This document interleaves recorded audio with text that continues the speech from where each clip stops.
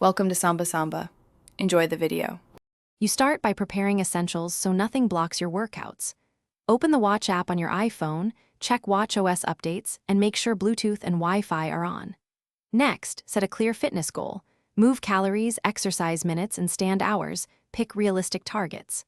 Once done, enable heart rate and location access so workouts and GPS tracking record accurately. This prevents gaps in data and enables metrics like pace and cadence. Make sure activity and health permissions are granted before you begin. Now you start and tailor a workout to match intensity and goals. Open the workout app, pick the specific type: outdoor run for GPS pace, pool swim for strokes, or HIIT for intervals.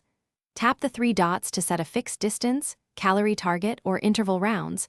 Customize alerts for pace or heart rate zones so you get feedback in real time.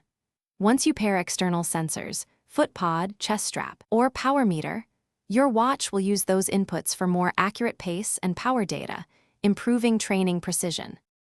Finish strong. Stop and save the workout so your watch uploads time, calories, average and max heart rate, and splits.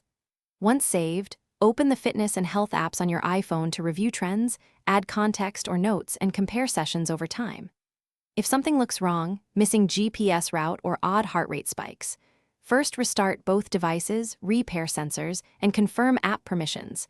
Make sure airplane mode is off and location services are enabled. If issues persist, reset sync data in the Watch app before retrying. Thanks for watching. Consider subscribing if we helped you.